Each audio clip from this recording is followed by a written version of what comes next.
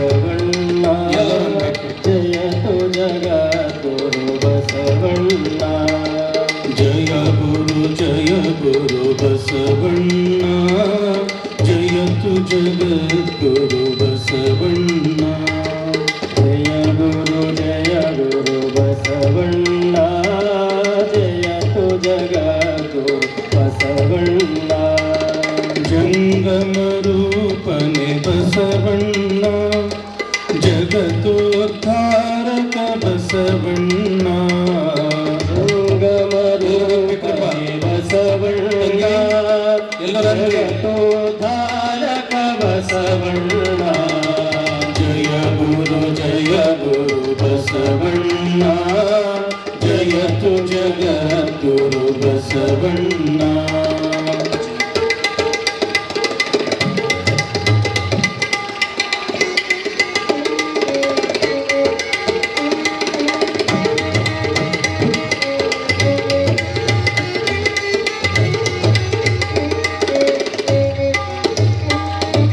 ಕಲ್ಯಾಣ ವಾಸನೆ ಬಸವಣ್ಣ ಕಾರುಣ್ಯ ಮೂರ್ತಿ ಬಸವಣ್ಣ ಕಲ್ಯಾಣ ವಾಸನೆ ಬಸವಣ್ಣ ಕಾರುಣ್ಯ ಮೂರ್ತಿ ಬಸವಣ್ಣ ಕಾಯಕ ಯೋಗಿಯೇ ಬಸವಣ್ಣ ಕೈವಲ್ಯದಾತನೆ ಬಸವಣ್ಣ ಕಾಯಕ ಯೋಗಿ ಬಸವಣ್ಣ ಕೈವಲ್ಯದಾತನೆ ಬಸವಣ್ಣ ಜಯ ಗುರು ಬಸವಣ್ಣ ಜಯತು ಜಗದ್ಗುರು ಬಸವಣ್ಣ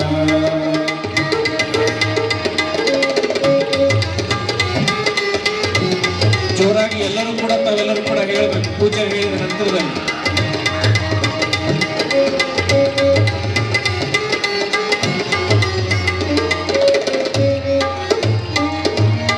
ಅಣುವಿನೊಳಗೆ ನೀ ಅಣುವಣ್ಣ ಮಹದೊಳಗೆ ನೀ ಮಹವಣ್ಣ ಅಣುವಿನೊಳಗೆ ನೀ ಅಣುವಣ್ಣ ಮಹದೊಳಗೆ ನೀ ಮಹವಣ್ಣ ಶರಣರ ಹೃದಯ ನಿವಾಸನೆ ಅಣ್ಣ ಬೇಗನೆ ಬಾರೈ ಬಸವಣ್ಣ ಶರಣರ ಹೃದಯ ನಿವಾಸನೆ ಅಣ್ಣ ಬೇಗನೆ ಬಾರೈ ಬಸವಣ್ಣ ಸಾಂಬ ಸದಾ ಶಿವ ಸಾಂಬ ಶಿವ ಸಾಂಬ ಸದಾ ಶಿವ ಸಾಂಬ ಶಿವ ಸಾಂಬ ಸದಾ ಶಿವ ಸಾಂಬ ಶಿವ ಸಾಂಬ ಸದಾ ಶಿವ ಸಾಂಬ ಶಿವ ಶಿವನೇ ಬಸವ ಬಸವ ಶಿವನೇ ಶಿವನೇ ಬಸವ ಬಸವ ಶಿವ ಶಿವ ಬಸವ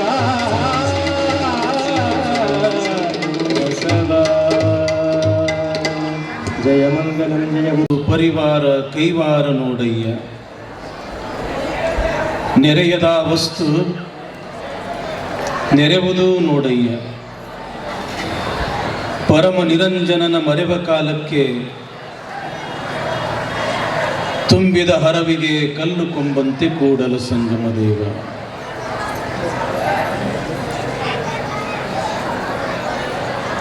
ಪ್ರಥಮದಲ್ಲಿ ಮಹಾಮಾನವತಾವಾದಿ ವಿಶ್ವಗುರು ಬಸವಣ್ಣನವರನ್ನು ಎಲ್ಲ ಶಿವಶರಣರನ್ನು ರೇಣುಕಾದಿ ಪಂಚ ಆಚಾರ್ಯರನ್ನು ಆರಾಧ್ಯ ಗುರುದೇವರಾದ ಹಾನಗಲ್ಲ ಗುರುಕುಮಾರ ಶಿವಯೋಗಿಗಳವರನ್ನು ಸ್ಮರಣೆ ಮಾಡಿ ಶಿವ ಮೆಚ್ಚುವಂತೆ ಬಸವ ಪುರಾಣ ಬರೆದ ಭೀಮಕವಿಗಳವರನ್ನು ಸ್ಮರಿಸಿ ಬಹಳ ಅದ್ಭುತವಾಗಿರ್ತಕ್ಕಂಥ ಕಾರ್ಯಕ್ರಮ ಇವತ್ತಿನ ದಿವಸ ಇಲ್ಲಿ ಇರ್ತಕ್ಕಂಥ ಎಲ್ಲ ಶರಣರು ಮತ್ತು ಶರಣೀಯರು ಈ ಕಾರ್ಯಕ್ರಮದ ಆನಂದವನ್ನು ಅನುಭವಿಸ್ತಾ ಇದ್ದೀರಿ. ಪಾಪ ಈ ಶಾಲೆ ಕಾಲೇಜು ಓದತಕ್ಕಂಥ ಮಕ್ಕಳಿಗೆ ಈ ಕಾರ್ಯಕ್ರಮದ ಮಹತ್ವ ಗೊತ್ತಿರಲಿಕ್ಕಿಲ್ಲ ಅಂತ ನಾನು ತಿಳ್ಕೊಳ್ತೇನೆ. ಅವರು ಜೀವನ ಅಂತಂದ್ರೆ ಸುಮ್ಮನೆ ಮೋಜು ಮಜಾ ಗಲಾಟೆ, ಒಬ್ಬರನ್ನೊಬ್ಬರು ತಿವಿಯುವುದು, ಕುಚೇಷ್ಟೆ ಮಾಡೋದೇ ಜೀವನ ಅಂತ ತಿಳ್ಕೊಂಡಿದ್ದಾರೆ. ಆದ್ರೆ ನಮ್ಮ ಜೊತೆಗೆ 21 ದಿವಸ ಅವರು ಕಳೆದಿದ್ದೇ ಆದ್ರೆ ಆ ವಿದ್ಯಾರ್ಥಿಗಳು ಕುಚೇಷ್ಟೆ ಮಾಡ್ತಕ್ಕಂಥ ವಿದ್ಯಾರ್ಥಿಗಳಾಗಿರೋದಿಲ್ಲ, ಬದಲಾಗಿ ರಾಷ್ಟ್ರ ನಿರ್ಮಾಣ ಮಾಡ್ತಕ್ಕಂಥ ವಿದ್ಯಾರ್ಥಿಗಳಾಗ್ತಾರೆ ಅನ್ನೋದ್ರೊಳಗೆ ಎರಡು ಮಾತಿಲ್ಲ. ನಮ್ಮ ವಿದ್ಯಾರ್ಥಿಗಳು ಅಂತಂದ್ರೆ ನಮ್ಮ ದೇಶದ ಭವಿಷ್ಯ. ನಮ್ಮ ವಿದ್ಯಾರ್ಥಿಗಳು ಅಂತಂದ್ರೆ ನಮ್ಮ ಸಮಾಜದ ಕಣ್ಮಣಿಗಳು. ನಮ್ಮ ವಿದ್ಯಾರ್ಥಿಗಳೆಂದರೆ ಬಸವಾದಿ ಶಿವಶರಣರು ಹಾಕಿಕೊಟ್ಟಿರ್ತಕ್ಕಂಥ ಅರಿವು ಆಚಾರಗಳನ್ನ ಮೈಗೂಡಿಸಿಕೊಳ್ತಕ್ಕಂಥವರು. ಹೀಗಾಗಿ ವಿದ್ಯಾರ್ಥಿಗಳಂದ್ರೆ ನನಗೆ ಬಹಳ ಅಚ್ಚುಮೆಚ್ಚು. ನಮ್ಮ ಮಠದ ಪರಿಸರದಲ್ಲಿಯೂ ಕೂಡ ಶಾಲೆ ಅದೇ, ಕಾಲೇಜು ಅದಾವೆ. ಆದರೆ ಆ ಮಕ್ಕಳನ್ನು ನೋಡಿದಾಗ ಬಹಳ ಮುದ್ದು ಬರ್ತದೆ, ಬಹಳ ಪ್ರೀತಿ ಬರ್ತದೆ. ಯಾಕಂತಂದ್ರೆ ಮಕ್ಕಳು ಅಂತಂದ್ರೆ ದೇವರು, ಮಕ್ಕಳು ಅಂತಂದ್ರೆ ದೇವರು. ದೇವರಂಗ ಕುಂತು ಕೇಳ್ಬೇಕು ತಂಗಿ. ಬಸವ ಪುರಾಣ ಅಂತಂದ್ರೆ ಇದು ಅಂತಿಂತ ಪುರಾಣ ಅಲ್ಲ ತಂಗಿ. ಒಬ್ಬ ನಾಸ್ತಿಕನನ್ನ ಆಸ್ತಿಕನನ್ನಾಗಿ ಮಾಡತಕ್ಕಂತಹ ಪುರಾಣ. ಸಾಮಾನ್ಯವಾಗಿರ್ತಕ್ಕಂಥ ಒಂದು ಕಲ್ಲನ್ನು ಕೂಡ ಪರುಷ ಮಣಿ ಮಾಡತಕ್ಕಂತಹ ಪುರಾಣ ಅದು ಬಸವ ಪುರಾಣ.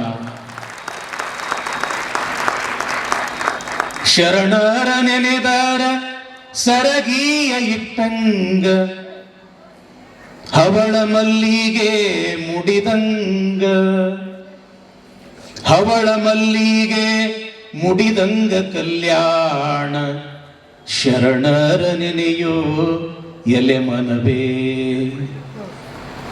ಮಲ್ಲಿಗೆ ಇರುವಾಗ ಮುಳ್ಳ್ಯಾಕ ಮುಡಿಯೂತಿ, ಕಲ್ಯಾಣದಲ್ಲಿ ಬಸವಣ್ಣ, ಕಲ್ಯಾಣದಲ್ಲಿ ಬಸವಣ್ಣ ಇರುವಾಗ ಕಲ್ಲಿಗೇಕೆ ಕೈಯ ಮುಗಿಯೋತಿ. ಎಲ್ಲ ಬಲ್ಲಿದನಯ್ಯ ಕಲ್ಯಾಣ ಬಸವಯ್ಯ, ಚೆಲ್ಲಿದನು ತಂದು ಶಿವ ಬೆಳಕ, ಚೆಲ್ಲಿದನು ತಂದು ಶಿವ ಬೆಳಕ ನಾಡೊಳಗ, ಸೊಲ್ಲೆತ್ತಿ ಜಗವ ಹಾಡುವದ. ಒಬ್ಬ ಗರತಿ ಹಾಡ್ತಾಳ. ಬಸವಣ್ಣ ಅಂತಂದ್ರೆ ಏನು? ಒಬ್ಬ ಗರತಿ ತನ್ನ ತ್ರಿಪದಿಯೊಳಗ ತಿಳಿಸ್ತಾಳ. ಅಂಥ ಬಸವಣ್ಣನ ಪುರಾಣ ಹೇಳೋದು ಅಂದ್ರೆ ಅಹೋಭಾಗ್ಯ, ಕೇಳೋದು ಅಂತಂದ್ರೆ ಅಹೋಭಾಗ್ಯ. ಇವತ್ತು ನೀವು ಈ ಕಾರ್ಯಕ್ರಮ ನೋಡಕತ್ತಿರಲ್ರಿವ, ಎಂಥೆಂಥವರು ನಿಮ್ಮ ಊರಿಗೆ ಬಂದ್ರು, ಎಂಥೆಂಥವರು ಈ ವೇದಿಕೆಯ ಮೇಲೆ ಆಸೀನರಾಗಿ ನಿಮಗೆ ದರ್ಶನ ಆಶೀರ್ವಾದವನ್ನ ಕೊಟ್ಟರು, ಇನ್ನೂ ಕೊಡ್ತಾ ಇದ್ದಾರೆ. ಸುತ್ತೂರು ಜಗದ್ಗುರುಗಳು ಅಂತಂದ್ರೆ ಸಾಮಾನ್ಯ ಏನು? ಮುಂಡರ್ಗಿ ಜಗದ್ಗುರುಗಳು ಅಂತಂದ್ರೆ ಏನು? ಸಾಮಾನ್ಯರೇನು? ನಮ್ಮ ಕಣ್ಣಿಗೆ ಅವರು ಯಾವ ರೀತಿಯಾಗಿ ಕಾಣ್ತಾರೆ ಅಥವಾ ನೀವು ಯಾವ ದೃಷ್ಟಿಯಿಂದ ನೋಡಿದ್ರೋ ಗೊತ್ತಿಲ್ಲ. ಆದ್ರೆ ಪರಮಾತ್ಮನನ್ನ ಎಲ್ಲರೂ ಕೂಡ ನೋಡ್ಲಿಕ್ಕೆ ಸಾಧ್ಯ ಇಲ್ಲ. ಆ ಪರಮಾತ್ಮನ ಸ್ವರೂಪಿ ಆಗಿರ್ತಕ್ಕಂಥ ಆ ಇಬ್ಬರ ಜಗದ್ಗುರುಗಳ ದರ್ಶನ ಮಾಡಿದ್ರೆಲ್ಲ ಧನ್ಯ ಆತು ನಿಮ್ಮ ಜನ್ಮ. ಹುಟ್ಟಿವಿ ಅಂತಂದ್ರೆ ಏನೇನೋ ನೋಡೋದಲ್ಲ, ಹುಟ್ಟಿವಿ ಅಂತಂದ್ರೆ ಏನೇನೋ ಕೇಳೋದಲ್ಲ, ಹುಟ್ಟಿವಿ ಅಂತಂದ್ರೆ ಯಾವುದೋ ಕಡೆಗೆ ಹೋಗೋದಲ್ಲ. ಹುಟ್ಟಿವಿ ಅಂತಂದ್ರ ಈ ಹುಟ್ಟನ್ನ ಸಾರ್ಥಕ ಮಾಡ್ಕೋಬೇಕು.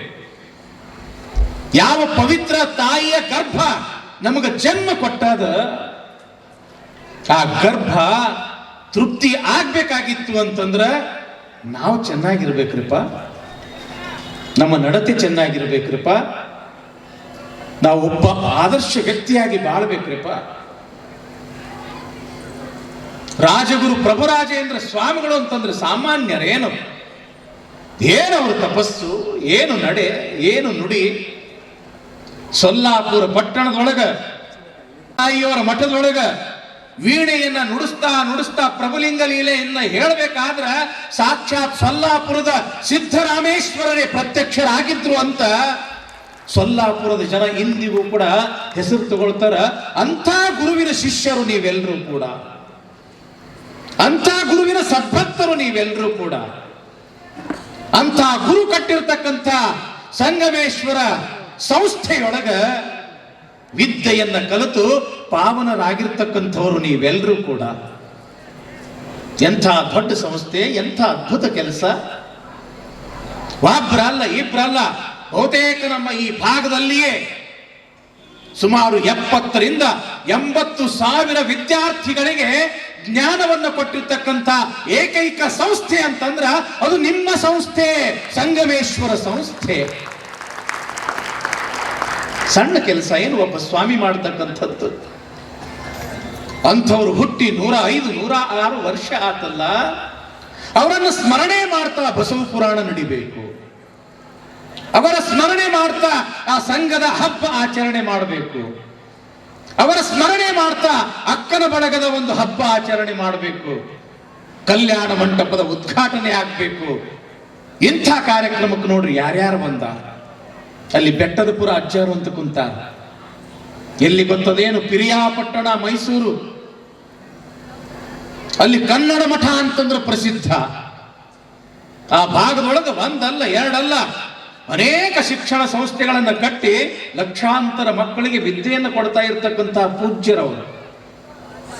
ಕೊಡಗು ಹೆಸರು ಕೇಳಿರಲ್ಲ. ಆ ಕೊಡಗು ಮಹಾರಾಜರು ಆ ಮಠದ ಪ್ರಭಾವಕ್ಕೆ ಒಳಗಾಗಿ ಒಂದಲ್ಲ ಎರಡಲ್ಲ 200 ಕಾಫಿ ಎಸ್ಟೇಟ್ ದಾನವಾಗಿ ಕೊಟ್ಟಿರ್ತಕ್ಕಂಥವ್ರು. ಅಂಥ ರಾಜರ ಗುರುಗಳು ಇವತ್ತು ನಿಮ್ಮ ಈ ಕಾರ್ಯಕ್ರಮಕ್ಕೆ ಬಂದಿದ್ದಾರೆ. ಎಂಥ ಭಾಗ್ಯ ಇರಬೇಕು ನಿಮ್ದು. ಅವ್ರ ಪಕ್ಕದಾಗ ಕುಳಿತಿರ್ತಕ್ಕಂಥವ್ರು ಸಿಂದಗಿ ಸಾರಂಗ ಮಠದ ಅಜ್ಜಾರ. ಅವರು ಅಜ್ಜಾರ ಅಂತಂದ್ರೆ ಸಾರಂಗ ಮಠದ ಅಜ್ಜಾರ. ಏನು ಆಚಾರ, ಏನು ವಿಚಾರ, ಏನು ಅದು ಶಾಂತ ಪ್ರಶಾಂತವಾಗಿರ್ತಕ್ಕಂಥ ಆ ಶರೀರ. ಅವರ ಮಠದ ಅಂಗಳಕ್ಕೆ ಹೋದ್ರೆ ಸಾಕು, ಏನದು, ಎಷ್ಟು ವಿದ್ಯಾರ್ಥಿಗಳು ಅಲ್ಲಿ ಅನ್ನದಾಸೋಹ, ಜ್ಞಾನದಾಸೋಹ, ಆಶ್ರಯ ದಾಸೋಹ. ಹಬ್ಬ ನೋಡಕ್ಕೆ ಎಷ್ಟು ಸಾದಾ ಸೀದಾ ಕುಂತಾರೆ. ನಾವು ಸುಮ್ಮನೆ ಏನಾದ್ರೂ ಒಂದು ಸಣ್ಣ ಕಾರ್ಯ ಮಾಡಿದ್ವಿ ಅಂತಂದ್ರ ನಾ ಅಂಥದ್ದು ಮಾಡಿದೆ ಇಂಥದ್ದು ಮಾಡಿದೆ ಅಂತ ತಿಳ್ಕೊಂಡು ಎಷ್ಟೋ ಪ್ರಚಾರಕ್ಕಾಗಿ ನಾವು ಬಡದಾಡ್ತೀವಿ. ಅವರು ಸಾವಿರಾರು ಮಕ್ಕಳಿಗೆ ಅನ್ನ ಜ್ಞಾನ ಎಲ್ಲವನ್ನ ಕೊಡ್ತಾರಲ್ಲ, ಹೆಂಗೆ ಕುಂತಾರ ಅವ್ರು? ಏನು ಇದ್ದು ಇರ್ಲಾರ್ದಂಗ ಅಂಥವ್ರು ಬಂದಾರಲ್ಲ. ನಮ್ಮ ಪಕ್ಕದೊಳಗೆ ಇನ್ನೊಬ್ರು ಕುಂತಾರ, ನಮ್ಮ ಹಿಂದೆನೆ. ಅಥಣೀಶ ಅಂತ ಹೆಸರು ಕೇಳಿರಿ. ಅನೇಕ ಸಾಹಿತ್ಯ ಬರೆದಿದ್ದಾರೆ, ಕವನಗಳು ಬರೆದಿದ್ದಾರೆ, ದೊಡ್ಡ ದೊಡ್ಡ ಗ್ರಂಥಗಳು. ಬಹುತೇಕ ಇಲ್ಲಿ ಒಂದು ಗ್ರಂಥ ನೋಡಿದ್ರೆ ನೀವು ಗಾಬರಿ ಆಗ್ತೀರಿ, ಇಷ್ಟು ದಪ್ಪ ಗ್ರಂಥ. ಎಲ್ಲ ಮಹಾತ್ಮರ ಚರಿತ್ರೆ. ಹಿಂಗೆ ಒಂದಲ್ಲ ಎರಡಲ್ಲ, ವಯಸ್ಸು ಎಷ್ಟು ಸಣ್ಣದು, ಅವರಲ್ಲಿರ್ತಕ್ಕಂಥ ಜ್ಞಾನ ಎಂಥದ್ದು. ಅಂಥ ಅಥಣೀಶ ಇವತ್ತು ನಮ್ಮ ಅನೇಕ ಕಲಾವಿದರು ಹಾಡ್ತಾರೆ. ಬಸವಣ್ಣನ ಹಾಡು, ಶಿವಶರಣರ ಹಾಡು, ಭಾವಗೀತೆಗಳು, ಭಕ್ತಿ ಗೀತೆಗಳು, ಸಾವಿರ ಹಾಡು ಬರೆದಿರ್ತಕ್ಕಂಥ ಒಬ್ಬ ಪೂಜ್ಯರು ನಿಮ್ಮೂರ ತನಕ ಬಂದು ನಿಮಗೆ ಆಶೀರ್ವಾದ ಮಾಡಕ್ಕೆ ಬಂದಾರ, 4 ಒಳ್ಳೆಯ ಮಾತುಗಳನ್ನು ಹೇಳಕ್ಕೆ ಬಂದಾರ. ಅಷ್ಟೇ ಅಲ್ಲ, ನಮ್ಮ ಇನ್ನೊಬ್ಬರ ಅಜ್ಜ ಶಿವಗಂಗೆ ಅಜ್ಜ ಇಲ್ಲೇ ಪಕ್ಕದವರು, ನಿತ್ಯ ಶಿವಾನುಭವ ಮೂರ್ತಿಗಳವರು. ಪ್ರತಿ ಹುಣ್ಣಿಮೆಗೆ ತಮ್ಮ ಶ್ರೀಮಠದಲ್ಲಿ ಶಿವಾನುಭವ ನಡೆಸ್ತಕ್ಕಂಥ ಪೂಜ್ಯರು. ಅಪ್ಪಾರ ನೋಡ್ರಿ, ಕೇವಲ ಕರ್ನಾಟಕ ಅಲ್ಲ, ನಮ್ಮ ಭಾರತ ದೇಶ ಅಷ್ಟೇ ಅಲ್ಲ, ಸ್ವಾಮಿ ವಿವೇಕಾನಂದರಂತೆ ಪರದೇಶದಲ್ಲಿಯೂ ಕೂಡ ನಮ್ಮ ಧರ್ಮ ಸಂಸ್ಕಾರದ ಆಚಾರ ವಿಚಾರ ಬಿತ್ತಿ ಬಂದವರು ಪೂಜ್ಯರು. ನೀವೇನೋ ತಿಳ್ಕೊಂಡಿರಿ, ಏನೋ ಆಚಾರ ಒಂದು ಕಾರ್ಯಕ್ರಮ ಇಟ್ಟಾರ, ಸರ್ಗಳು ನಮಗೆ ಬರಾಕ ಹೇಳ್ಯಾರ, ಅದಕ್ಕೆ ನಾವು ಬಂದು ಕುಂತೀವಿ. ಯಾವಾಗ ಕಾರ್ಯಕ್ರಮ ಮುಗಿತದೋ ಯಾವಾಗ ಹುಗ್ಗಿ ಹೊಡೆದೀವಿ. ಎಂಥ ಪುಣ್ಯ ತಂಗಿ ನಿಮ್ಮದು ಮಕ್ಕಳೇ, ಎಂಥ ಪುಣ್ಯ. ಅದ ಈ ಸ್ಟೇಜ್ ಮೇಲೆ ಐಶ್ವರ್ಯ ರೈ ಬಂದ್ರು ಬೇರೆನೇ ಇತ್ತು, ಸಲ್ಮಾನ್ ಖಾನ್ ಬಂದ್ರು ಬೇರೆನೇ ಇತ್ತು. ಅಂಥವರನ್ನ ನೀವು ಹೀರೋ ಅಂತ ತಿಳ್ಕೊಂಡಿದ್ದೀರಿ ತಂಗಿ. ಅಂಥವರು ಹೀರೋ ಆಗಕ್ಕೆ ಸಾಧ್ಯ ಇಲ್ಲ. ಸಮಾಜ ಸುಧಾರಣೆಯನ್ನು ಮಾಡತಕ್ಕಂಥ, ಸಮಾಜಕ್ಕಾಗಿ ತಮ್ಮ ತನುಮನ ಧನವನ್ನೇ ಸಮರ್ಪಣೆ ಮಾಡಿ ನಿಮ್ಮ ಸಲುವಾಗಿ ಜ್ಞಾನವನ್ನು ಕೊಡ್ತಕ್ಕಂಥ ಇಂಥ ಮಹಾಸ್ವಾಮಿಗಳು ಹೀರೋ ಆಗ್ಬೇಕು ತಂಗಿ. ನಿಮಗೆಲ್ಲ ನಾವು ಯಾವ ಕಡೆಗೆ ನಡೆದೀವಿ ಒಂದು ತಿಳಿಲಾರ್ದಂಗ ಆಗ್ಬಿಟ್ಟದ. ಟಿವಿ ಬಂದು ಅರ್ಧ ಕೆಟ್ಟಿತ್ತು ನಮ್ಮ ಲೋಕ, ಮೊಬೈಲ್ ಬಂದು ಪೂರ್ತಿ ಕೆಟ್ಟು ಬಿಡುತ್ತು. ಸ್ವಲ್ಪ 1-2 ತಾಸು ಸ್ವಲ್ಪ ಮೊಬೈಲ್ ಬಿಟ್ಟು ಟಿವಿ ಬಿಟ್ಟು ಈ ಅಜ್ಜನ ಅಂಗಳದಾಗ ಬಂದು ಕೂತ್ರಿ ಅಂತಂದ್ರ ಯವ್ವ ನಿಮ್ಮ ಜೀವನ ಧನ್ಯ ಅದು. ವೇದಿಕೆ ಮೇಲಿರ್ತಕ್ಕಂಥ ಎಲ್ಲ ಪೂಜ್ಯರಿಗೆ ಅನಂತ ಪ್ರಣಾಮಗಳು, ಎಲ್ಲ ಅತಿಥಿಗಳಿಗೂ ಅನಂತ ಶರಣಾರ್ಥಿಗಳು, ಕಲಾವಿದರಿಗೂ ನಿಮ್ಮೆಲ್ಲರಿಗೂ ಅನಂತ ಶರಣಾರ್ಥಿಗಳು. ಯಾಕೆ ಇವತ್ತು ಪ್ರಾರಂಭದ ದಿವಸ ಅದ. ಬಸವ ಪುರಾಣ ಉತ್ತಿ ಬಿತ್ತುವ ಮಂತ್ರ, ಬಿತ್ತಿ ಬೆಳೆಯುವ ಮಂತ್ರ, ಸತ್ಯ ಶಿವ ಮಂತ್ರ ನಿನ್ನೆಸರ, ಸತ್ಯ ಶಿವ ಮಂತ್ರ ನಿನ್ನೆಸರ ಬಸವಣ್ಣ, ಮರ್ತ್ಯದೊಳು ಮಂತ್ರ ಬಾಳುದಕ. ಬಸವಣ್ಣ ಅಂತಂದ್ರೆ ಕೇವಲ ಅದೊಂದು ವ್ಯಕ್ತಿ ಅಲ್ಲ. ಬಸವಣ್ಣ ಅಂತಂದ್ರ ಒಂದು ಸಮಾಜದ ಶಕ್ತಿ ಅಲ್ಲ, ಇಡೀ ಪ್ರಪಂಚದ ಶಕ್ತಿ ಅದು. ಭಾರತದ ಸಂವಿಧಾನವನ್ನು ಬರೆದಿರ್ತಕ್ಕಂಥ ಸಂವಿಧಾನ ಶಿಲ್ಪಿ ಡಾಕ್ಟರ್ ಬಾಬಾ ಸಾಹೇಬ್ ಅಂಬೇಡ್ಕರ್ ಅವರು ಹೇಳ್ತಾರೆ, ತಮ್ಮ ಜೀವಮಾನದ ಕೊನೆಯ ಘಳಿಗೆಯಲ್ಲಿ ಬಸವಾದಿ ಶಿವಶರಣರ ಜೀವನ ಆದರ್ಶಗಳು ಈ ಮೊದಲು ನನಗೆ ಸಿಕ್ಕಿದ್ದು ಅಂತಂದ್ರ ಸ್ವಲ್ಪ ದಿವಸ ಪೂರ್ವದಲ್ಲಿ ನಾನು ಕೂಡ ಬಸವಣ್ಣನ ಭಕ್ತನಾಗ್ತಿದ್ದೆ, ಬಸವ ಧರ್ಮವನ್ನ ಸ್ವೀಕಾರ ಮಾಡ್ತಿದ್ದೆ. ಸಣ್ಣ ಮಾತೇನಿದು. ಎಷ್ಟು ಎತ್ತರದ ವ್ಯಕ್ತಿ ಇರಬೇಕು ಬಸವಣ್ಣ. ರಾಷ್ಟ್ರಕವಿಯಾಗಿರ್ತಕ್ಕಂಥ ಕುವೆಂಪು ಅವರು ಹೇಳ್ತಾರೆ ಬಸವಣ್ಣವರ ಬಗ್ಗೆ, ಕಾರ್ತಿಕದ ಕತ್ತಲಲ್ಲಿ ಆಕಾಶ ದೀಪವಾಗಿ ನೀ ಬಂದೆ, ಬಟ್ಟೆಗೆಟ್ಟವರಿಗೊಂದು ತಂದಿ ದಿಕ್ಕಾಗಿ. ಕಾರ್ತಿಕದ ಕತ್ತಲೆ ಅಂತಂದ್ರ ಬಹಳ ಕೆಟ್ಟ ಕತ್ತಲೆ ಅದು. ಅದಕ್ಕೆ ದೀಪ ಹಚ್ಚತಕ್ಕಂಥ ಪದ್ಧತಿ ಇಟ್ಟಾರ. ಯಾಕ? ಬಹಳ ಕಾರ್ಗತ್ತಲೆ ಅದು. ಅಂಥ ಕತ್ತಲೆಯ ಸಂದರ್ಭದಲ್ಲಿ ಎಂಥ ಕತ್ತಲೆ ಅದು? ರಾತ್ರಿ ಆಗ್ತಕ್ಕಂಥ ಕತ್ತಲೆ ಅದು ಅಲ್ಲ, ಸಮಾಜದಲ್ಲಿ ಇರ್ತಕ್ಕಂಥ ಕತ್ತಲೆ, ಜಾತಿ ಮೇಲು ಕೀಳು ಎಂಬತಕ್ಕಂಥ ಕತ್ತಲೆ, ಬಡವ ಶ್ರೀಮಂತ ಎಂಬತಕ್ಕಂಥ ಭೇದದ ಕತ್ತಲೆ, ಪುರುಷ ಸ್ತ್ರೀ ಎಂಬತಕ್ಕಂಥ ಭೇದ ಭಾವ ಮಾಡ್ತಕ್ಕಂಥ ಕತ್ತಲೆ. ಒಂದಲ್ಲ ಎರಡಲ್ಲ ಅನೇಕ ರೀತಿಯ ಕತ್ತಲೆ ಈ ಸಮಾಜದೊಳಗ ತುಂಬಿತ್ತು. ಅಂಥ ಸಮಯದೊಳಗ ಕಾರ್ತಿಕದ ಕತ್ತಲೆಯಲ್ಲಿ ಆಕಾಶ ದೀಪವಾಗಿ ನೀ ಬಂದೆ ಬಸವಣ್ಣ. ಕತ್ತಲೆ ಅಂತಂದ್ರೆ ಏನೂ ಕಾಣೋದಿಲ್ಲ. ಬಂಗಾರ, ಬೆಳ್ಳಿ, ಮುತ್ತು, ರತ್ನ, ವಜ್ರ, ವೈಡೂರ್ಯ ಏನಿಟ್ರು ಕೂಡ ಕಾಣೋದಿಲ್ಲ. ಯಾಕ? ಅದು ಕತ್ತಲೆಯ ಪರಿಣಾಮ. ಆದ್ರೆ ಕಾಣಬೇಕಾಗಿತ್ತು ಅಂತಂದ್ರ ಒಂದು ಸಣ್ಣ ದೀಪ ಇದ್ರೆ ಸಾಕಲ್ಲ. ಸಣ್ಣ ದೀಪನೇ ಎಷ್ಟೋ ಆನಂದ ಕೊಡ್ತದ. ಇನ್ನ ಆಕಾಶ ದೀಪವಾಗಿ ನೀ ಬಂದೆ. ಹೆಂಗ? ಯಾರು ಆಕಾಶ ದೀಪ? ಹಗಲಲ್ಲಿ ಬೆಳಕು ಕೊಡ್ತಕ್ಕಂಥ ಸೂರ್ಯ, ರಾತ್ರಿಯಲ್ಲಿ ಬೆಳಕು ಕೊಡ್ತಕ್ಕಂಥ ಚಂದ್ರ. ಈ ಇಬ್ಬರ ಉಪಾಧಿಯೊಳಗ ಬಸವಣ್ಣ ಈ ಭೂಮಿಯ ಮೇಲೆ ಜನ್ಮವನ್ನ ಎತ್ತಿ ಸಮಾಜದಲ್ಲಿ ಇರ್ತಕ್ಕಂಥ ಕತ್ತಲೆ ಕಳೆದೆ. ಬಸವಣ್ಣ ನೀನು ಧನ್ಯ ಅಂತಾರ ರಾಷ್ಟ್ರಕವಿ ಕುವೆಂಪು ಅವರು. 1924ನೇ ಇಸ್ವಿ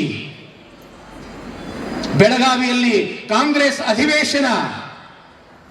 ಮಹಾತ್ಮ ಗಾಂಧೀಜಿಯವರ ನೇತೃತ್ವ. ಒಬ್ಬರಲ್ಲ ಇಬ್ಬರಲ್ಲ, ಸಾವಿರ ಸಾವಿರ ಸಾವಿರ ಜನ ಬಂದಿದ್ದಾರೆ. ಎಲ್ಲರಿಗೂ ಕೂಡ ಪ್ರಸಾದದ ವ್ಯವಸ್ಥೆ, ಊಟದ ವ್ಯವಸ್ಥೆ. ಬಂದವರೆಲ್ಲ ಹೇಳ್ತಾರ ಬಾಪೂಜಿ ಅವರಿಗೆ, ಬಾಪೂಜಿ ಊಟದ ವ್ಯವಸ್ಥೆ ಬಹಳ ಚಂದಾಗಿತ್ತು, ಪ್ರಸಾದ ಬಹಳ ಚಂದಾಗಿತ್ತು, ಬಹಳ ಅದ್ಭುತವಾಗಿತ್ತು, ಬಹಳ ಶಿಸ್ತಿತ್ತು, ಒಂದು ಅಗಳು ಕೂಡ ಯಾರು ಕೆಳಗೆ ಚೆಲ್ಲಿರ್ಲಿಲ್ಲ, ಬಹಳ ಪವಿತ್ರ ಭಾವನೆಯಿಂದ ಊಟ ಮಾಡಿದ್ರು ಅಂತ ತಿಳ್ಕೊಂಡು ಬಾಪೂಜಿಯವರಿಗೆ ಸಾಕಷ್ಟು ಜನ ಹೇಳಿದಾಗ ಮಹಾತ್ಮ ಗಾಂಧಿಯವರಂತಾರೆ, ಹಾಗಾದ್ರ ಈ ಊಟದ ಪ್ರಮುಖವಾಗಿರ್ತಕ್ಕಂಥ ವ್ಯವಸ್ಥೆ ಯಾರು ಮಾಡ್ಯಾರ? ಅಂತ ಪ್ರಮುಖರು ಯಾರು ಅಂದಾಗ ಅಲ್ಲಿರ್ತಕ್ಕಂಥ ಒಬ್ಬರು ಹೇಳ್ತಾರ, ಮಹಾತ್ಮ ಗಾಂಧೀಜಿಯವರೇ, ನೀವು ಭಾರತದ ಗಾಂಧಿ ಆದ್ರೆ ಕರ್ನಾಟಕದಲ್ಲಿಯೂ ಕೂಡ ಒಬ್ಬ ಗಾಂಧೀಜಿ ಅಂತ ಹೆಸರು ಪಡ್ಕೊಂಡಿದ್ದಾರೆ. ಕರ್ನಾಟಕದ ಗಾಂಧಿ ಹರ್ಡೇಕರ್ ಮಂಜಪ್ಪ ಎಲ್ಲ ಊಟದ ವ್ಯವಸ್ಥೆ ಅವ್ರು ನೋಡ್ಕೊಂಡಿದ್ದಾರೆ. ಹಾಗಾದ್ರೆ ಅವರನ್ನ ಕರೆಸ್ರೆಲ್ಲ ನಾನು ನೋಡ್ಬೇಕು. ಬಂದ್ರು ಹರ್ಡೇಕರ್ ಮಂಜಪ್ಪನವರು. ಹಡಿಮ್ಯಾಲ ತ್ರಿಪುಂಡ ಧಾರಣ, ಒಳಾಗ ರುದ್ರಾಕ್ಷಿ ಲಿಂಗ, ಕೈ ಜೋಡಿಸಿರ್ತಕ್ಕಂಥದ್ದು, ಬಾಗಿರ್ತಕ್ಕಂಥ ತಲೆ. ಬಾಪೂಜಿಯವರಿಗೆ ನಮಸ್ಕಾರ ಮಾಡಿ, ಏನು ಅಪ್ಪಣೆ ಪೂಜ್ಯರೇ ಅಂದಾಗ, ನೀವೇ ಏನು ಇಲ್ಲಿ ಎಲ್ಲ ಊಟದ ವ್ಯವಸ್ಥೆ ಮಾಡಿದವರು? ಹೌದು ರೀಪ್ಪ, ಹೌದು. ಇಷ್ಟು ಅಚ್ಚುಕಟ್ಟಾಗಿ ಪ್ರಸಾದದ ವ್ಯವಸ್ಥೆ, ಊಟದ ವ್ಯವಸ್ಥೆ ನೀವು ಹೆಂಗ್ ಮಾಡಿದ್ರಿ? ಯಾರಿಂದ ಕಲಿತ್ರಿ? ಆವಾಗ ಹರ್ಡೇಕರ್ ಮಂಜಪ್ಪನವ್ರು ಹೇಳ್ತಾರೆ, ಇದಕ್ಕೆಲ್ಲಕ್ಕೂ ಕೂಡ ಕಾರಣ ಜಗಜ್ಯೋತಿಯಾಗಿರ್ತಕ್ಕಂಥ ಬಸವಣ್ಣ.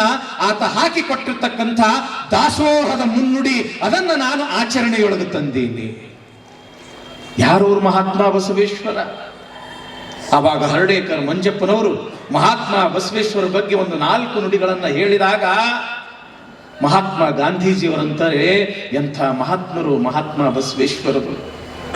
ಏನು ಮಹಾತ್ಮ ಬಸವೇಶ್ವರರು ವಚನ ಸಾಹಿತ್ಯದ ಮುಖಾಂತರ, ತಮ್ಮ ನಡೆ ನುಡಿಗಳ ಮುಖಾಂತರ ಏನು ಈ ಸಮಾಜಕ್ಕೆ ಒಳ್ಳೆಯ ಮೌಲ್ಯಗಳನ್ನು ಕೊಟ್ಟಿದಾರಲ್ಲ, ಅವರು ಹೇಳಿದ್ರ ಪ್ರಕಾರ ಈ ಜಗತ್ತಿನಾಗಿರ್ತಕ್ಕಂಥ ಮನುಷ್ಯರು ನಡೆದುಕೊಂಡಿದ್ದೇ ಆದರೆ ಈ ಜಗತ್ತು ಸಾಮಾನ್ಯ ಜಗತ್ತು ಆಗಿರೋದಿಲ್ಲ, ಇಡೀ ಜಗತ್ತೇ ನಂದನವನ ಆಗ್ತದೆ ಅಂತ ಮಹಾತ್ಮ ಗಾಂಧೀಜಿಯವರು ಬಸವಣ್ಣನವರನ್ನ ಹಾಡಿ ಹೊಗಳ್ತಾರೆ. ಅಂತಂದ್ರೆ ಎಂಥವರು ಬಸವಣ್ಣನವರು?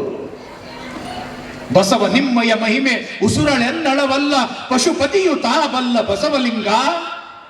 ಬಸವ ಬಡವರ ನಿಧಿಯೇ, ಬಸವ ಪರುಷದ ಕಣಿಯೇ, ಬಸವ ಚಿಂತಾಮಣಿಯೇ ಎನ್ನ ಧಣಿಯೇ. ಬಸವಯ್ಯ ನಿಮ್ಮಿಂದ ಬಾಳಿದೆನು ಬದುಕಿದೆನು, ಪಶುಪತಿಯ ಪಾದವನ್ನು ಕಂಡೆ ದೇವ. ನೀ ಮಾಡಿದ ಉಪಕಾರ ನಾನೆಂತು ಪೇಳಲಿ, ನೀನೇ ಬಲ್ಲೆಯೋ ಗುರುವೇ ಬಸವಲಿಂಗ. ನೋಡಿ ಎಂಥವನು ಬಸವಣ್ಣ. ಸೊಲ್ಲಾಪುರದ ಸಿದ್ದರಾಮೇಶ್ವರರು ಹಾಡಿ ಹೊಗಳ್ತಾರೆ ಬಸವಣ್ಣನವರನ್ನ. ನಿಮ್ಮ ಪಾದವ ಸೋಂಕಿ ಬ್ರಹ್ಮಲಿಪಿ ಅಳುಕಿತ್ತು, ಹಮ್ಮು ಬಿಟ್ಟೋಡಿತ್ತು ನಿಮ್ಮ ಕಂಡು. ಗುರುಲಿಂಗ ಜಂಗಮದ ವರ ಭಕ್ತಿ ತಿಳಿಸಿದಿರಿ, ಪರವಸ್ತು ನೀವೆನ್ನ ಪ್ರಾಣವಾಗಿ. ಪರಿಪರಿಯ ವಚನದಲ್ಲಿ ಪರಮಾಮೃತವ ತುಂಬಿ ಪರಿಣಾಮ ತೋರಿದಿರಿ ಮನಸ್ಸಿನಲ್ಲಿ. ಎಮ್ಮವನು ಇವನೆಂದು ಮನ್ನಿಸಿ ಕರೆದೆಮಗೆ ಚೆನ್ನಾಗಿ ಪೇಳಿದಿರಿ ಗುರುಸ್ವಾಮಿಯೇ. ಕಟ್ಟು ಕಡೆಗೊಂದು ಮಾತು ಹೇಳ್ತಾರೆ ನೋಡ್ರಿ, ಎಂಥದ್ದು. ಎನ್ನಪ್ಪ ಬಸವಣ್ಣ, ಎನ್ನಪ್ಪ ಬಸವಣ್ಣ, ಎನ್ನವ್ವೇ ನೀಲಾಂಬೆ, ಎನ್ನಯ್ಯ ಪ್ರಭುದೇವ ಚನ್ನ ಬಸವ, ಇನ್ನುಳಿದ ಶರಣರ ಚರಣಕ್ಕೆ ನಮೋ ಎಂದು ಧನ್ಯನಾದೆನು ಗುರುವೇ ಯೋಗಿನಾಥ. ಬಸವಣ್ಣ ಅಂತಂದ್ರ ಶಿವಶಿವ ಏನು ಹೇಳೋದದು? ನಿಮ್ಮ ಅಜ್ಜವರು 21 ದಿವಸಗಳ ಕಾಲ ಆ ಸೇವೆ ಮಾಡ್ತಕ್ಕಂಥ ಸೌಭಾಗ್ಯ ನಮಗೂ ಕೊಟ್ಟಾರ. ಕೇಳ್ತಕ್ಕಂಥ ಸೌಭಾಗ್ಯ ಅದು ನಿಮಗೆ ಒದಗಿಸಿ ಕೊಟ್ಟಾರ. ಏನದು? ಧನ್ಯ ಇವ, ಧನ್ಯ ಅದು. ಬಸವ ಪುರಾಣ ಕೇಳಬೇಕು ಅಂತಂದ್ರ ಅದು ಕೇವಲ ಒಂದೇ ಜನ್ಮದ ಪುಣ್ಯ ಅಲ್ಲ, 7 ಜನ್ಮದೊಳಗೆ ಯಾರು ಪುಣ್ಯ ಮಾಡಿರ್ತಾರ ಅಂಥವ್ರಿಗೆ ಕೇಳಾಕ ಸಿಗ್ತದ. ಇದು ಬಸವ ಪುರಾಣ ಸಾಮಾನ್ಯ ಅಲ್ಲ. ಇದು ಅಮರಗುಂಡ ಅಂತ ಇತ್ತು ಒಂದು ಊರ, ತುಮಕೂರು ಹತ್ರ. ಅಲ್ಲಿ ಒಂದು ಶಿವನ ದೇವಸ್ಥಾನ.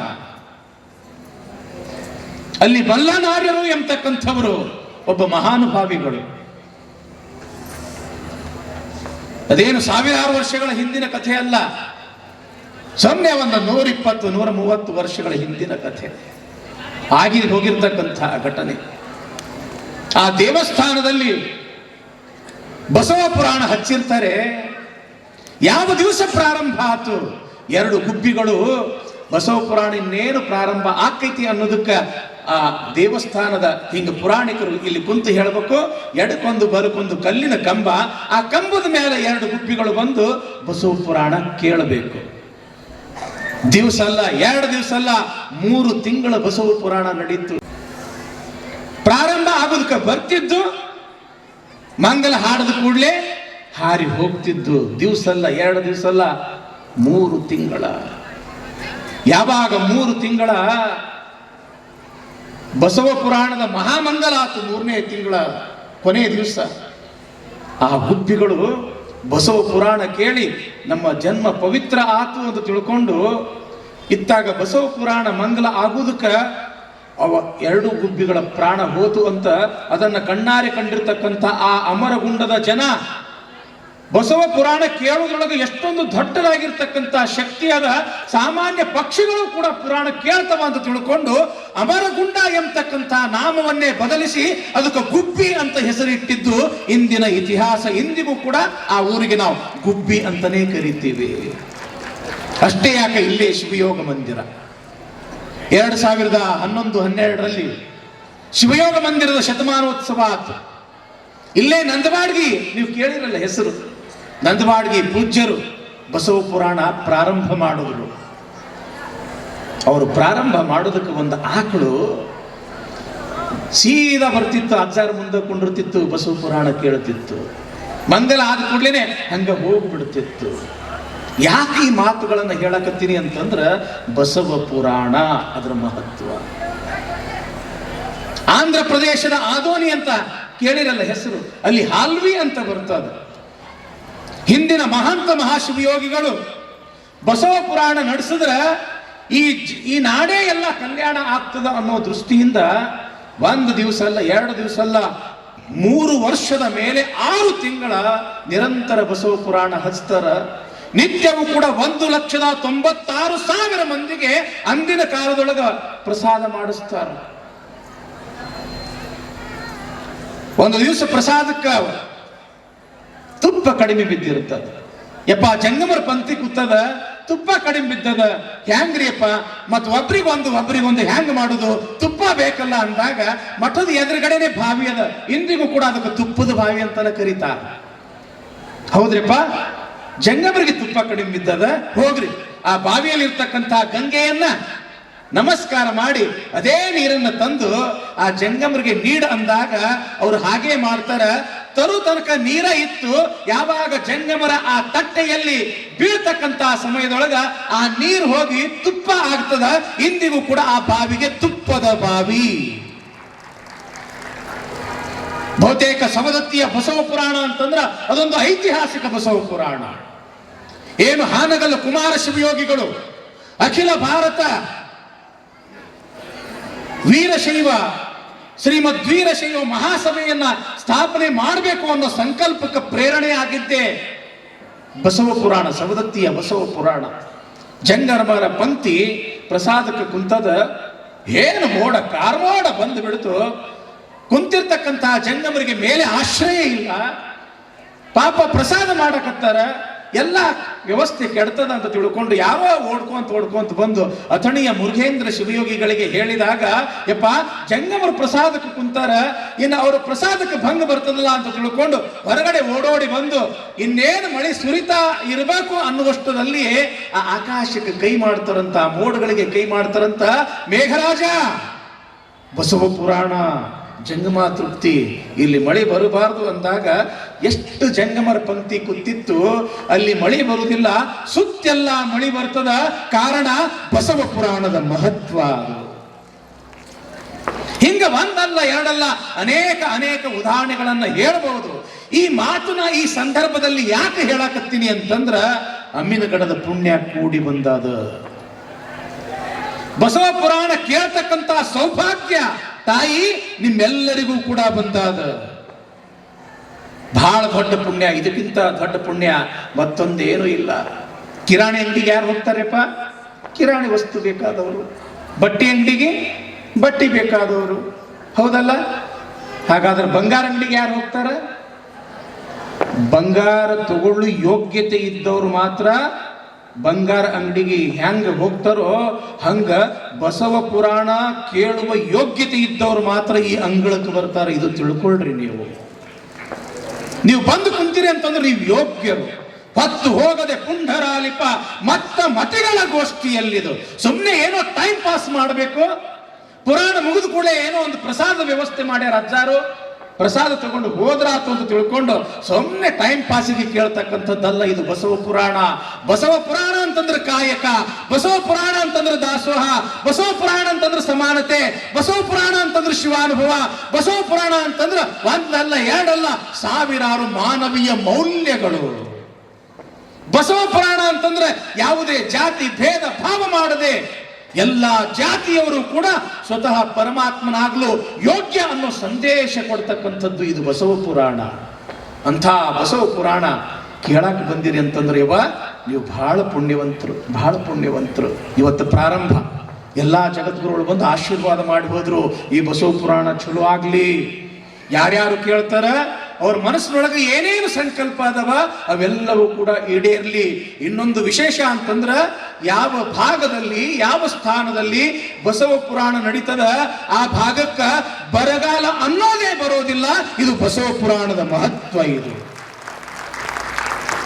ಈ ನಾಡಿನ ಜನ ಎಲ್ಲ ರೀತಿಯಿಂದ ಸಮೃದ್ಧಿಯಿಂದ, ಶಾಂತಿಯಿಂದ, ನೆಮ್ಮದಿಯಿಂದ, ಸಹಬಾಳ್ವೆಯಿಂದ, ಸಮಾನತೆಯಿಂದ, ಭಾವೈಕ್ಯತೆಯಿಂದ ಬದುಕಲಿಕ್ಕೆ ಕಲಿಸ್ತಕ್ಕಂಥದ್ದು ಇದು ಬಸವ ಪುರಾಣ.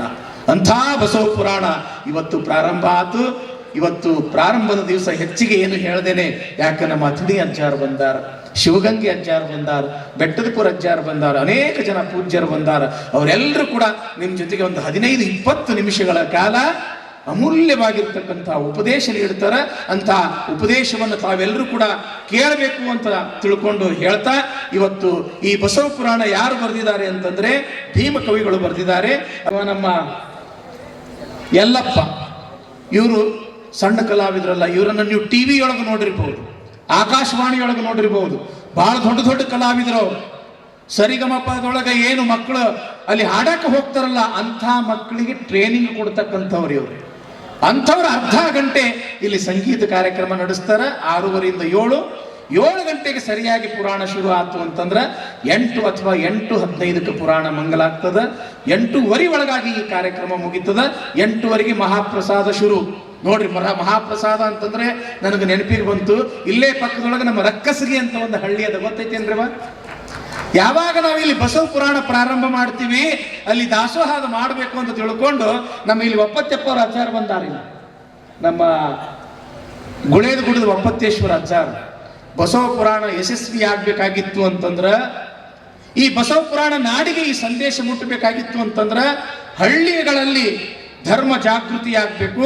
ಆ ಹಳ್ಳಿಯ ಜನರು ಕೂಡ ಬಸವ ಪುರಾಣಕ್ಕೆ ಬರಬೇಕು ಅನ್ನೋ ದೃಷ್ಟಿಯಿಂದ ಬಸವ ಪುರಾಣ ಪ್ರಾರಂಭ ಆಗೋದಕ್ಕಿಂತ ಮುಂಚೆನೆ 15-20 ದಿವಸಗಳ ಕಾಲ, ಒಂದಲ್ಲ ಎರಡಲ್ಲ 15-20 ಹಳ್ಳಿಗಳಲ್ಲಿ ಪಾದಯಾತ್ರೆ ಮಾಡ್ತಾ ಜೋಳಿಗೆಯನ್ನ ಹಾಕಿ, ನಿಮ್ಮ ದುಷ್ಟ ಚಟಗಳನ್ನು ನಮ್ಮ ಜೋಳಿಗೆಯೊಳಗೆ ಹಾಕ್ರಿ, ನೀವೆಲ್ಲರೂ ಕೂಡ ಧರ್ಮವಂತರಾಗಿ ಬಾಳ್ರಿ ಅಂತ ತಿಳ್ಕೊಂಡು ಸುಮಾರು 20 ಹಳ್ಳಿಗೆ ಧರ್ಮ ಸಂಚಾರ ಮಾಡಿರ್ತಕ್ಕಂಥ ನಮ್ಮ ಒಪ್ಪತ್ತೆಪ್ಪ ಅಜ್ಜನವರಿಗೆ ಜೋರಾದ ಚಪ್ಪಾಳೆಯೊಂದಿಗೆ ನೀವು ಗೌರವಿಸಬೇಕು. ಅವ್ರ ಜೊತೆಗೆ ನಮ್ಮ ಪುರದಗಿರಿ ಅಜ್ಜಾರು, ನಮ್ಮ ನಾಯಕನೂರ ಅಜ್ಜಾರು, ಅನೇಕ ಜನ ಪೂಜ್ಯರು ಧರ್ಮ ಸಂಚಾರ ಮಾಡ್ಯಾರ. ಸ್ವಾಮಿಗಳು ಅಂತಂದ್ರೆ ನಮ್ಮ ಕೆಲಸನೇ ಇದು. ನಿಮ್ಮ ಉದ್ಯೋಗ ಅಂತಂದ್ರೆ ನೀವೇನ್ ಹೇಳ್ತೀರಪ್ಪ, ಒಕ್ಕಲ್ತನ ಮಾಡ್ತಿದ್ರ ನಾವು ರೈತರು ಒಕ್ಕಲ್ತನ ಅಂತ ಬರೆದಿರ್ತೀರಿ, ನೌಕರಿ ಉದ್ಯೋಗ ಬರೆದಿರ್ತೀರಿ. ನಮ್ಮ ಸ್ವಾಮಿಗಳು ಉದ್ಯೋಗ ಅನ್ನೋ ಕಾಲದೊಳಗೆ ನಾವೇನ್ ಬರಿಬೇಕು? ಏನ್ ಬರಿಬೇಕ್ರಿ ಸರ? ಧರ್ಮೋಪದೇಶ. ಸ್ವಾಮಿಗಳ ಕರ್ತವ್ಯ ಏನು? ಧರ್ಮೋಪದೇಶ. ಹಂಗ ಇಲ್ಲಿ ವೇದಿಕೆಯ ಮೇಲೆ ಇರ್ತಕ್ಕಂಥ ಎಲ್ಲ ಅಜ್ಜಾರು ಧರ್ಮೋಪದೇಶವನ್ನು ಮಾಡಿ ಎಲ್ಲ ಹಳ್ಳಿಗಳನ್ನ ಜಾಗೃತ ಮಾಡಿರ್ತಕ್ಕಂಥವ್ರು. ಯಾವಾಗ ನಾವು ರಕ್ಕಸಗಿ ಗ್ರಾಮಕ್ಕೆ ಹೋದ್ವಿ, ಹಿಂಗ ಅಮೀನಗಡ ಪ್ರಭುಶಂಕರೇಶ್ವರ ಮಠದೊಳಗೆ ಬಸವ ಪುರಾಣ ಅದ. ಬಸವ ಪುರಾಣ ಅಂತಂದ್ರೆ ದಾಸೋಹ, ದಾಸೋಹ ಅಂತಂದ್ರೆ ಬಸವ ಪುರಾಣ. ಅದಕ್ಕೆ ನೀವೇನು ಮಾಡ್ತೀರಪ್ಪ ಅಂತೇಳಿ ಅಂದಾಗ ರಕ್ಕಸಗಿ ಗ್ರಾಮದ ಎಲ್ಲ ಹಿರಿಯರು ಬಂದಾರ, ಅನೇಕ ಜನ ತಾಯಿಯಂದ್ರು ಬಂದಾರ.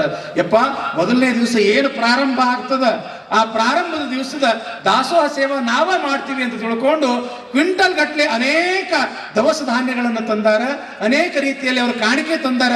ಜೋರಾದ ಚಪ್ಪಾಳೆಯೊಂದಿಗೆ ಅವರನ್ನ ನಾವು ಗೌರವಿಸಬೇಕು ಎಂಬತಕ್ಕಂಥ ಮಾತನ್ನ ಹೇಳ್ತಾ, ಶ್ರೀ ಗುರುವೆ ದೀಕ್ಷಾ ಗುರುವೆ ಶಿಕ್ಷಾ ಗುರುವೆ ರಕ್ಷಾ ಗುರುವೆ ಸರ್ವಾಗಮೋಕ್ತ ಕಳಾ ಗುರುವೆ ಶಿವಯೋಗ ಧರ್ಮಾರ್ಥ ಭೋಗ ಗುರುವೆ ತ್ಯಾಗ ಗುರುವೆ ಸುಧೀ ಗುರುವೆ ವಾಚಾ ಗುರುವೆ ಭವರೋಗ ಹರ ಶರಣಾಗು ಬಸವ ಮಹಾಗುರು ಎಮಗೆ ಎಂಬತಕ್ಕಂಥ ಭೀಮಕವಿಯ ಪ್ರಾರ್ಥನೆಯೊಂದಿಗೆ ಈ ಬಸವ ಪುರಾಣವನ್ನ ನಾವು ಪ್ರಾರಂಭ ಮಾಡೋಣ.